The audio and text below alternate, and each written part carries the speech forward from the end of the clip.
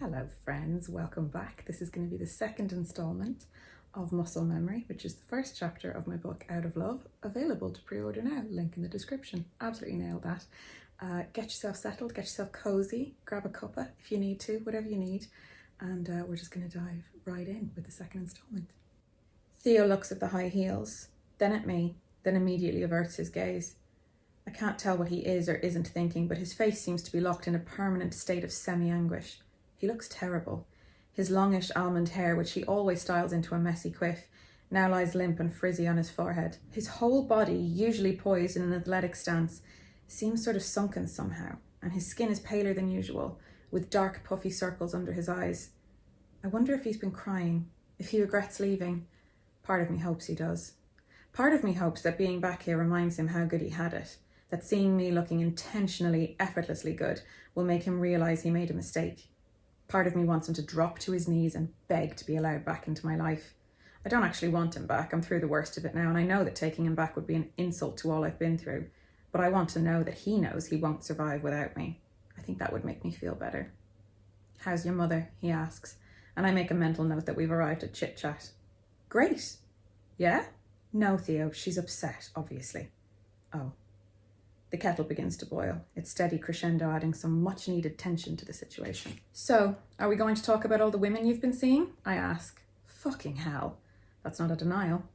"Because one of the main reasons you cited for ending our relationship," I go on, "was a desperate need to focus on yourself and spend some time alone.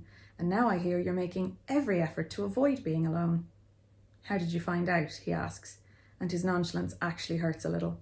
He really doesn't care anymore what I feel or what I think of him. "Oh, please. You spent weeks coming on to every woman in every bar this side of the Thames," I say. "We have a lot of mutual friends. Word gets around." "That's not entirely true. I read his Facebook messages using an old phone he left behind." "Well, I've been grieving. I'm a fucking mess. It doesn't mean anything. I just needed an outlet." "I hope you opened with that," I say. "Piss off." "No, really, did you tell them they meant nothing up front or as they were collecting their knickers off your floor?" I ask. "I haven't had sex with anyone. How could I when I'm sleeping on a blow-up fucking mattress?" "Wow. That's not what I meant," he says. "It's exactly what you meant." "Look, can we not do this, please? I'm not feeling great." "Not do what, Theo?" "Argue or break up or move your things out, because the first is optional, but the latter two are definitely happening." "Well, I'm not the one who's been lording it about all over the internet," he shouts. Two things strike me about this sentence. Firstly, yes, I have dramatically increased both the quality and quantity of my Instagram posts. They have followed the exact same pattern as those by every other woman who's recently been dumped, beginning with inspirational quotes and pictures of sunsets, shortly followed by photos of the family pet, and then graduating to nights out with friends and overly filtered, uncharacteristically hot selfies. I've been taking a lot of gratuitous selfies lately as it happens because I've dropped over a stone since the breakup and I look fucking great. That said, I've been unable to eat because I'm so upset and I'd give anything to have my appetite back, but silver linings, eh? Secondly, did he just say lording it about? Did he actually just use that phrase? I should really be focusing on the matter at hand, but my brain can't seem to get past this. Lording it about? Saying the words out loud makes me laugh. I'm not doing well to dispel the notion that I've lost it. I compose myself. "I'm sorry," I say. "I should have been more considerate. I should have thought about how my actions might affect you. I should have had more respect for you." His eyes narrow at me. "You're not talking about Instagram, are you?" he asks. "No." "You're talking about me getting with other women." "I am, yes." "Great," he says. "When am I going to hear the end of this?" Sometimes I wish I could record these gems to play back for him. "I brought it up 20 seconds ago, so..." "Well, what do you want to know?" he asks indignantly, like he hasn't been behaving like an utter prick. I pull back my shoulders and raise my chin almost imperceptibly, and without a hint of emotion, I ask the question I've wanted to ask for months. "Did you cheat on me?" "No," he says, almost too quickly. "I don't believe you." "Then why ask?" "You might have said yes," I say, "or not answered at all, which counts as a yes." "I didn't cheat on you." "But you did start hitting on women a few days after you walked out on me," I say. He doesn't answer. The kettle reaches its climax and switches itself off. Theo turns and walks back down the hallway towards the bedroom. Interestingly, I didn't look through Theo's messages to find out if he'd cheated on me. I just wanted to know who'd written the last email I received from him because I could tell he hadn't. 3 weeks into our break, we met for dinner, as planned, to discuss the future of our relationship.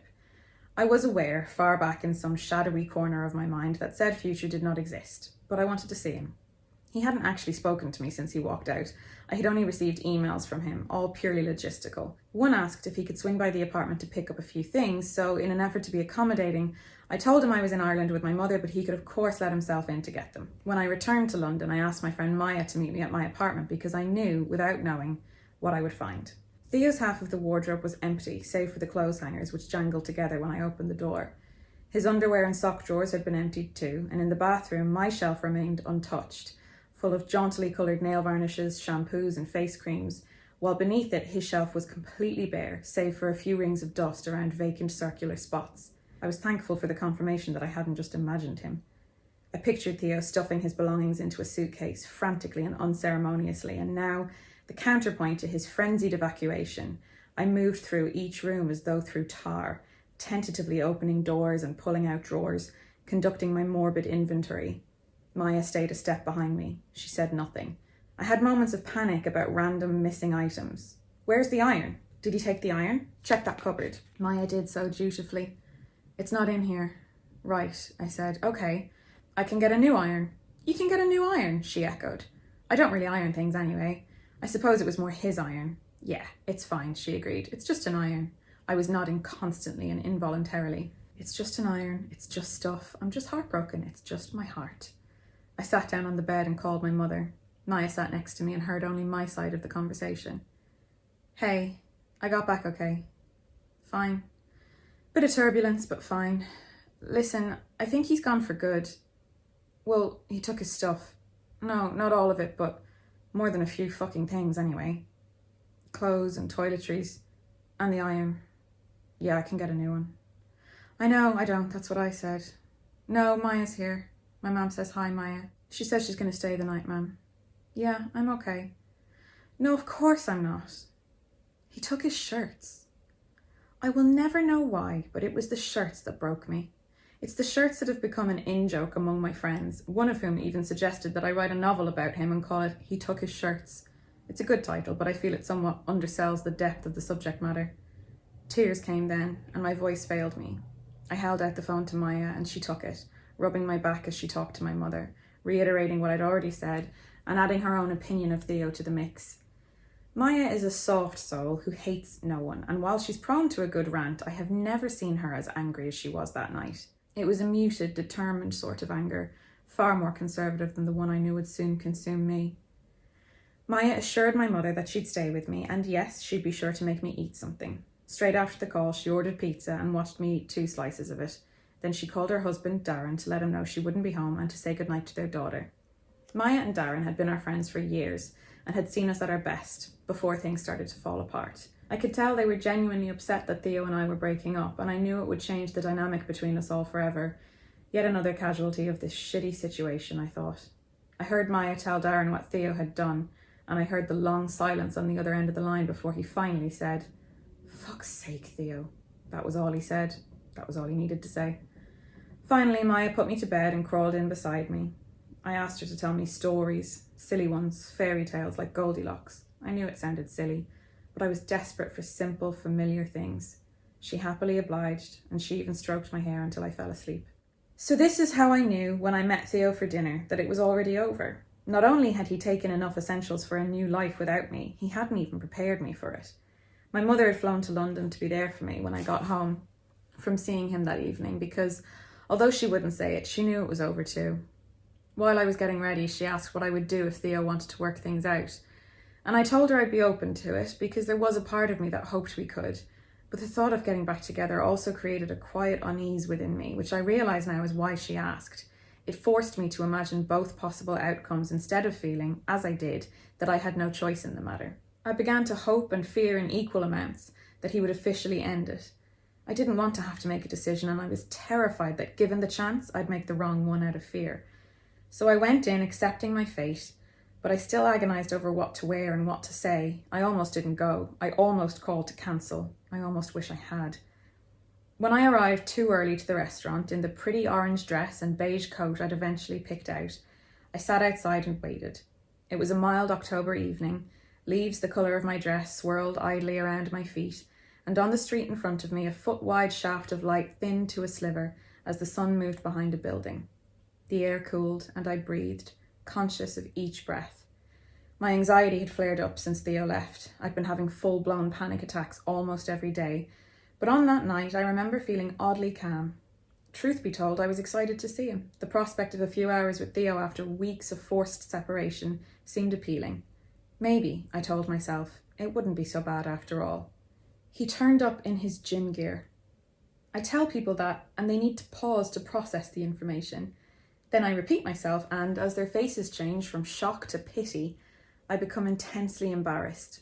I feel as foolish now telling it as I did then. In fact, of all the things that happened that night and in the weeks and months surrounding it, of all the unimaginably low moments, the thing I'm most ashamed of is that I sat in a fancy restaurant opposite a man who until recently I thought might one day father my children, while he ended our relationship in a pair of trainers and some grass-stained football shorts.